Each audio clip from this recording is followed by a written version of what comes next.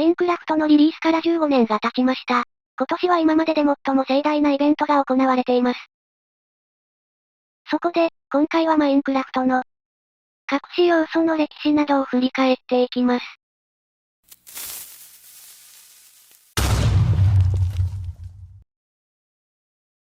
2010年にマインクラフトがまだインデブ版の頃から、ノッチがプレイヤーに倒されると、リンゴをドロップする隠し要素があったんだ。まだマルチプレイがなかったから、ノッチ自身のためのうちはジョークだったんだ。でも翌年の初め、ノッチが本当のイースターエッグを作ったんだ。1万分の1の確率で、タイトル画面にマインクラフトと表示されるようになったんだ。ゾンビピッグマンの初めは、隠し要素だったんだ。クサフォビアというプレイヤーが、作ったテクスチャが、ノッチによって使われていたことがわかるんだ。浮遊している白樺の木とか、ランダムに生成されるトンネルとか、不気味なピラミッドだったり、そいつらは幻のヘロブラインの仕業だったんだ。2010年の終わり頃、ノッチの亡くなった弟がマインクラフトに取り付いているという噂が流れたんだ。しかしアップデートでヘロブラインのことを削除することで、みんなを落ち着かせようとしたんだ。開発チームは 1.16 の頃からヘロブラインの伝統を止めてしまったけど、最新版のマインクラフトを注意深く見ると、ある特別な人物がちょっかいを出しているのがわかるんだ。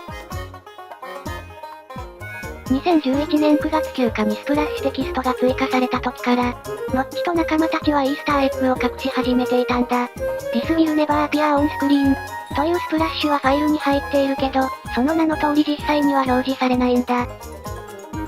ミシングのスプラッシュは、ポケモンへのオマージュだったけど、1.14 で完全に何も表示されないように変更されたんだ。これをマインクラフトと組み合わせると、珍しいタイトル画面になるんだ。2011年のエイプリルフールアップデートで、ロックされたチェストが追加され、steve.co のサプライクレートキーを買うように促されたんだ。マインクラフトストアの指示に従うと、全く別の問題が起きたんだ。チェックアウトに進むをクリックすると、ジュラシックパークのラプトルの叫び声が飛んできたんだ。あ、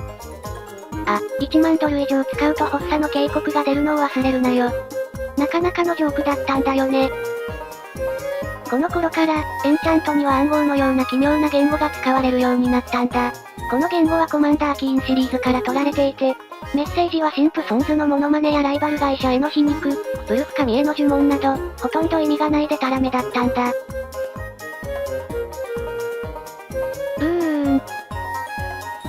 何言ってんのかわかんねえや。次はディスクの11枚目である 11is1 は、1分11秒111ミリ秒の長さだったんだ。スペクトログラフで見ると、スティーブの顔のようなゾッとするイメージが浮かび上がり、C418 のサインも見つかるんだ。最初の模様入りブロックが追加された日から、様々なモブの顔が散りばめられたブロックに隠される隠し要素が始まったんだ。クリーパー、ウィザースケルトン、ピグリン、ウォーデン、ガーディアン。最近のバージョンで新たに追加されたマント以外にも、これまたすごい、隠し要素が追加されてたんだ。デッドマウ5さんの有名なマスクを模した特別な耳があるんだ。マインクラフトに新バージョンで絵画が追加されるから、一つ一つに隠された意味があることを話しておこうと思うんだ。この絵はドンキーコングへのオマージュで、この絵は明らかに空手家だけど。この絵は何だと思う？船？小さな村？違うんだ。実はこれは4人が、プールで裸で泳いでいて、年配の男性が裸で休んでいる様子を描いたものなんだ。この絵は何だと思う？コメントで待ってる。この頃から、モジャングは季節のイベントを始めたんだ。ハロウィーンには敵対的なモブにカボチャの顔がつくようになったんだ。他にもより多くのコウモリが出現するようになったりしたんだ。季節のイベントについて言えば、クリスマスにディナーボーン氏がゲームに秘密のスキーのテクスチャを追加したんだ。そして後に X で、それは全く役に立たないものだったよと捨て台詞を言ったみたいだね。でも翌年には役に立たないと言った後で、再び隠されたファイルとして追加されたんだ。いつかスキーが戻ってくるかもしれないね。エイプリルフールはバージョン 2.0 としてやってきた。このアップデートにはレッドストーンのバグ、ピンクのウィザー、太って爆発するモブ、クリエイティブでもモブが攻撃してくる悪夢モード、色付きのガラスなどが含まれていたんだ。色付きガラスは本当に追加されちゃったんだけどね。モブにディナーボーンやグラムという名前を付けると、逆さまになるようになったんだ。ただし、例外もいくつかあるんだ。多くの人が知らないのは、これはプレイヤーにも当てはまるということだ。次にワールドの砂漠のピラミッドに、新しい秘密の構造物が生成され始めたんだ。こいつの名前わかるかな？正解は、ザ・タワー・オブ・ピンクス。ゲームがクラッシュするたびに、ログに少し皮肉なコメントが書かれるようになったんだ。それは気まずかったな、とか、キッキ、とか、あったんだ。超秘密の設定と呼ばれる隠れ機能がゲームに静かに追加されたんだ。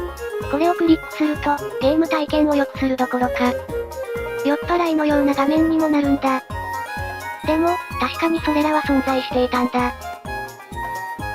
2013年12月10日、ジェブ氏も自分の名前をゲームのイースターエッグにしたくなったんだ。羊に、ジェブ、というネームタグをつけると、その毛が虹色に光るようになった。次に、亡くなったペットのウサギ、トーストをマインクラフトに追加してほしいと要望したんだ。そしてその通り、トースト、ザ・ラビットが追加されたんだ。そして、忘れてはいけない。この化け物が自然に生成されていたことがあったんだ。モジャングさん、何を考えていたんでしょうね。ところでジェブについて言えば、アレックスの髪のモデルになったらしいぞ。このスキンの不透明度を調整すると、スティーブの一部とメガネが現れるんだ。この頃にモジャングの開発者たちは、ゲームのテクスチャに自分の名前を隠し始めたんだ。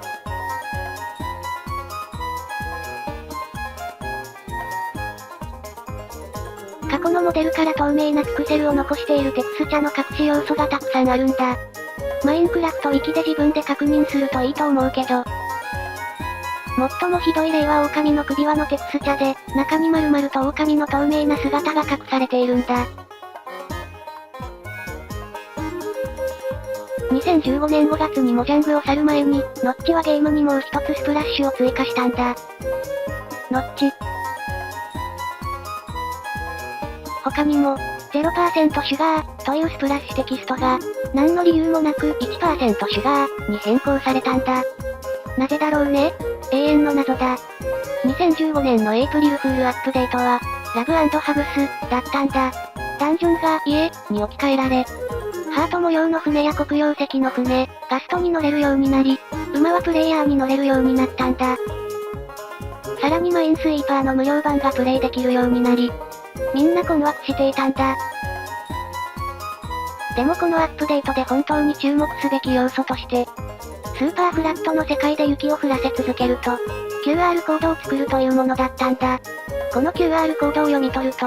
次のアップデートである、コンバットアップデートが判明したんだ。他にもコマンドブロックでヘルプコマンドを実行すると、今日はヘルプなしです、だったり、Twitter でヘルプを求めてください、などが現れた。エンドシップにランダムに生成される紫のガラスは、もともとビーコンがエリトラの代わりとして生成される予定だったのを示す、隠し要素だったんだ。2016年のエイプリルフールアップデートは、デジタル時代に突入したんだ。VR ゴーグルに実際のディスプレイがあったり、スマートウォッチや、足首につく監視カメラであるアンクルモニター、そして長年待ち望まれていた USB 充電器ブロックなど、ポップカルチャーのトレンドが詰まっていたんだ。2016年11月14日以降、ジョニーと名付けられたビンディケーターは非常に敵対的な AI を持ち、他のイリジャーとガストを除くゲーム内のモブを攻撃するようになったんだ。この AI が 1.16 のゾブリンモブのコーディングにも使われるようになったんだ。イリジャーに話を戻すと、ゲーム内で最もクールな隠し要素は、エボーカーが魔法で青い羊を赤く変えられるという事実だろう。すごくリアルで全く本物ではないその様子は、エイジ・オブ・エンパイアーズのオマージュなのだ。かつてモジャングで働いていた社員のエクスシとエンディングズをクラフトガイドに入力すると、ゲーム内の全ての言語が海賊語になるんだ。ゲーム内のブロック名が全て階層されるんだ。良くも悪くもね。1.14 の旗の模様のものには適当で変な名前がついているように見えるかもしれない。でも長年このゲームをプレイしてきた人なら、それがモジャングの古いロゴだということがわかるはずだ。モジャングはもちろんマインクラフトの開発会社の名前だが、スウェーデン語でガジェットやものを意味するんだ。次のエイプリルフールアップデートは 3D シェアウェアだったんだ。他の会社のゲームを彷彿させるような画面だったり、エイジ・オブ・エンパイアーズからピンク・フロイドの曲までのチートコードがいっぱい含まれていたんだ。チャットに、コードやウターン子孫と入力すると、毎秒100ブロック走れて、34ブロック飛び上がれる馬が出現するというものだったんだ。マインクラフト10周年の日には、ゲーム内のケーキの上に10とついたろうそくが乗ったんだ。1、14.2 の新しいランチャーに上書きされる前の昔のランチャーには、色々な隠し要素が詰まっていたんだ。プレイボタンの上にカーソルを置くと、画面右下からランダムなモブが現れるんだ。左上には透明なクリーパーの顔が。たまにこんなのも。そして最後に、スタール B を押すと経験値オーブの音が鳴るんだ。おそらくマインクラフト史上最高の隠し要素アップデートは、2020年のエイプリルフールアップデートだと思う。本の名前を特定のものにして、ポータルに投げ入れると無限の次元にアクセスできるようになったんだ。このアップデートには、ブランド、ミッシング、ギャラリー、メッセージ、秘密のメッセージ、スポンジ、変な形状の建物、様々なイースターエッグ次元が詰まっていたんだ。時々クラッシュしたりもするんだ。2020年5月29日以降、ピグリンがホグリンを倒すと、ちょっとした愛らしいダンスを踊るようになったんだ。開発者たちはホグリンがとてもファンキーな勝利ダンスを、踊る動画をツイートしたこともあったんだ。暖房のトラウマシーンに似てるよねこれ。ベビーピグリンがお互いに重なって乗れるようになったこともあった。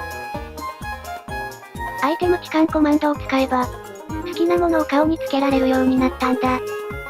エンドロッドを額に、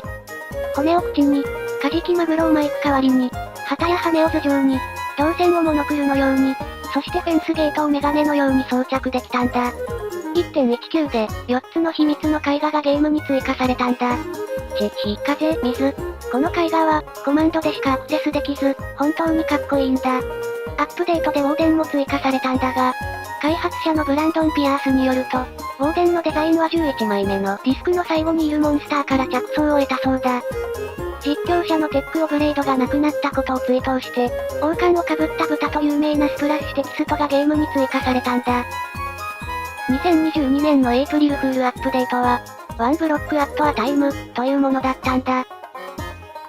インベントリとゲーム内のほとんどの動作を完全に改造したんだ。エンダードラゴンに乗れたり、